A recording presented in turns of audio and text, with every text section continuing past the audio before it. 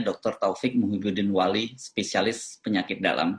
Kalau kita telusuri jejaknya, Dr. Taufik ini adalah seorang dokter spesialis yang berpraktek atau bekerja di Cirebon, Jawa Barat. Dr. Taufik Muhibbuddin Wali juga mengaku dia sudah menonton proses penyuntikan Presiden Jokowi itu berulang-ulang. Dan kemudian juga dia mendiskusikannya dengan sejumlah dokter dan juga para perawat yang cukup senior. Dan dia sampai pada satu kesimpulan bahwa vaksin yang dilakukan oleh Presiden Jokowi itu gagal. Ada beberapa alasan yang dia sampaikan. Menurut dia, satu, cara menyuntiknya itu tidak tepat. Posisinya tidak horizontal atau tegak lurus 90 derajat.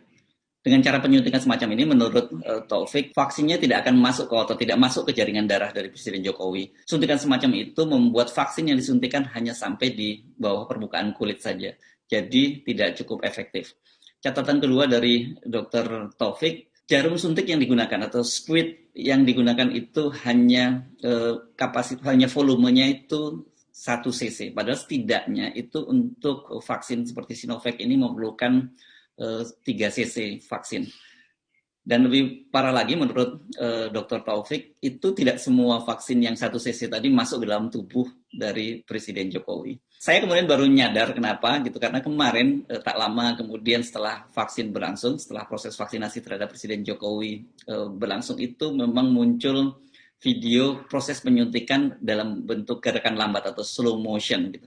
Rupanya ini bagi kalangan kedokteran ini sangat penting untuk melihat, satu, apakah proses penyuntikannya sudah benar, dan kedua, apakah kemudian semua vaksin itu isinya dikeluarkan dan disuntikan ke dalam tubuh pasien. Surat terbuka dari Dr. Taufik Muhibbuddin Wali ini tidak banyak diberitakan di media-media mainstream.